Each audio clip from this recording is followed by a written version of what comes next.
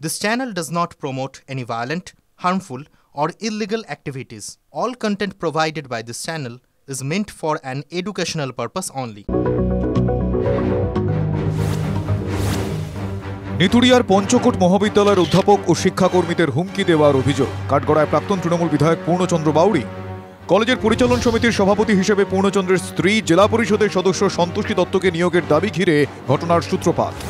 উচ্চশিক্ষা দপ্তর কলেজ কর্তৃপক্ষকে চিঠি দিয়ে সন্তোষী দত্তকে নিয়োগের নির্দেশ দেয়। যদিও অধ্যক্ষের দাবি, চিঠিতে সন্তোষী দত্তের নাম থাকলেও তার ঠিকানা হিসেবে কলেজের নাম উল্লেখ রয়েছে। এ বিষয়ে ঊর্ধ্বতন কর্তৃপক্ষের কাছে জানতে চাওয়া হয়েছে। অভিযোগ, প্রাক্তন বিধায়ক কলেজে গিয়ে গাড়ি চাপা দেওয়ার হুমকি দেন। আমার উদ্দেশ্যে উনি অনেক গালমন্দ করেছেন এবং বলেছেন যে বেশি বাড়াবাড়ি করলে সর্বরি মোড়ে গাড়ি চাপা দিয়ে সবাইকে মেরে দেবে। কি সাফাই প্রাক্তন বিধায়কের? বাজে কথা একটা শব্দ বলিনি এবং কাউকে মেরে দেওয়ার কথা আমি কেন বলছি মেরে দেবো? আমি কি কোনো গুন্ডা নাকি? জনপ্রতিনিধি দীর্ঘদিন ছিলাম ওইখানে, সেক্ষেত্রে আমার তো কলেজের প্রতি দায়বদ্ধ আছে। পূর্ণচন্দ্রের বিরুদ্ধে জেলা পুলিশ সুপারের কাছে অভিযোগ দায়ের করেন অধ্যক্ষ। পুরুলিয়া থেকে তপন হালদারের রিপোর্ট, TV9 বাংলা।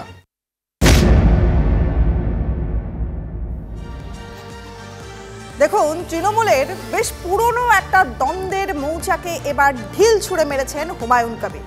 ভরতপুরের তৃণমূল বিধায়ক তিনি বাধ্য ছাত্রের মতো শো কজের জবাব দিয়েছেন, কিন্তু দলের যে শৃঙ্খলা রক্ষা কমিটি, সেই কমিটির সামনে তিনি উত্তর দিয়েও এমন কিছু কথা বলেছেন যাতে দল আরও বড় বিড়ম্বনায় পড়েছে। শহর বনাম গ্রাম, শহরের নেতা বনাম গ্রামের নেতা, তৃণমূলের এই দ্বন্দ্ব ফুটে উঠেছে হুমায়ুনের দাবিতে। হুমায়ুনের টার্গেট কল্যাণ বন্দ্যোপাধ্যায়। আর শুধুই কি কল্যাণ, দেখুন। তৃণমূল নেত্রী মমতা বন্দ্যোপাধ্যায় বলেছিলেন, তাড়াতাড়ি শোকজের জবাব দিয়ে দাও। 3 দিনের জায়গায় 23 ঘন্টার মধ্যে শুক্রবার সকালে শোকজের জবাব দিয়েছেন ভরতপুরের তৃণমূল বিধায়ক হুমায়ুন কবির।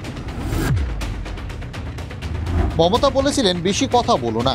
তৃণমূল নেত্রীর এই নিষেধ কানেই তুললেন না তৃণমূল বিধায়ক। শোকজের জবাব দিয়েই প্রবীণ তৃণমূল সাংসদ কল্যাণ বন্দ্যোপাধ্যায়কে নিশানা হুমায়ুনের। আমাকে শোকজ করেছিলেন, শোকজের জবাব আমি দিয়ে দিয়েছি। আমার জিজ্ঞাসা যে শৃঙ্খলা রক্ষা কমিটির কাছে, যে আমার ক্ষেত্রে যেটা হলো, কল্যাণ বন্দ্যোপাধ্যায়ও কিনাঙ্কুর ভট্টাচার্যকে অ্যাটাক করেছে, তার বিরুদ্ধে শৃঙ্খলা কমিটি কোনো ব্যবস্থা নেবে কি নেবে না। কি বলেছিলেন কল্যাণ বন্দ্যোপাধ্যায়?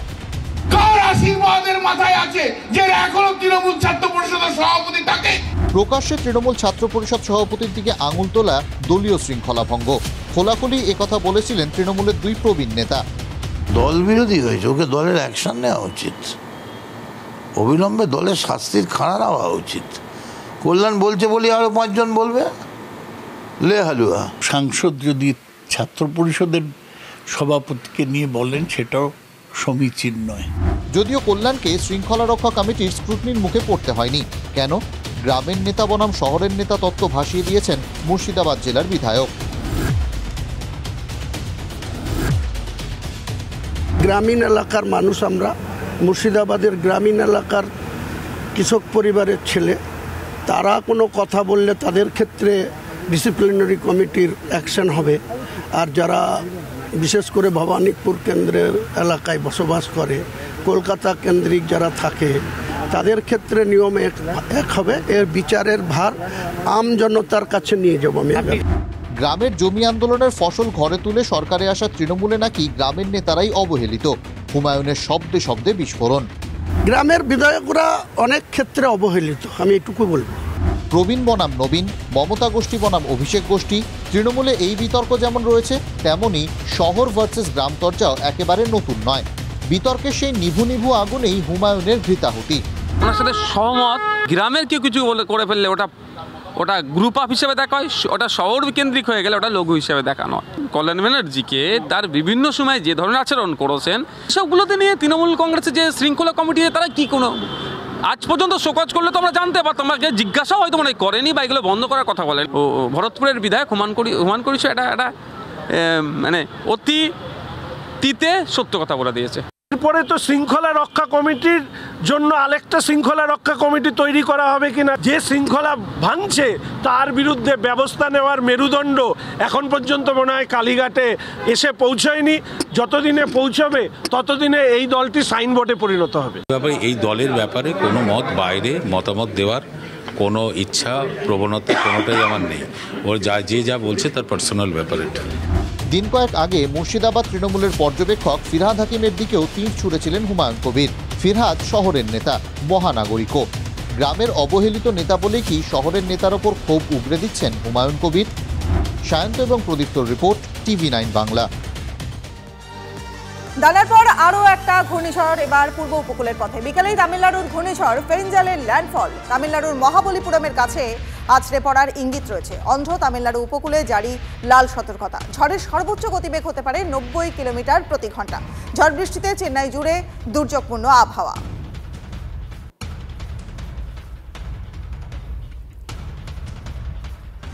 তামিলনাড়ুর পথে ঘূর্ণিঝড়, দুর্যোগ নয় বাংলায়, তবে দূর থেকেই বাংলায় বৃষ্টি পাঠালো ঘূর্ণিঝড় ফেঞ্জাল। সকাল থেকেই হালকা বৃষ্টি উপকূল এবং লাগোয়া জেলাগুলিতে। কালো বিক্ষিপ্ত হালকা বৃষ্টির সম্ভাবনা রয়েছে। ঘূর্ণিঝড়ের মেঘে ঠান্ডার কিন্তু একেবারেই দফারফা। কলকাতার সর্বনিম্ন তাপমাত্রা বেড়ে হলো 22.4 ডিগ্রি সেলসিয়াস এবং আলিপুরের তাপমাত্রা স্বাভাবিকের চেয়ে 5 ডিগ্রি বেশি। তবে মেঘ বৃষ্টিতে দিনের সোদা ঠান্ডার আমেজ রয়েছে, আর স্বাভাবিকের নিচেই থাকবে সর্বোচ্চ তাপমাত্রা।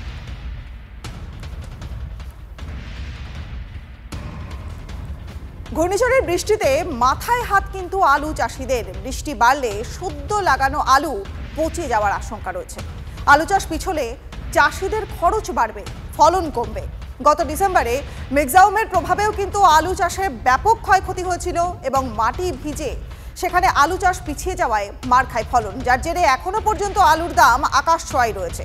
পশ্চিম মেদিনীপুর, হুগলি, বর্ধমান জুড়ে আশঙ্কার মেঘ।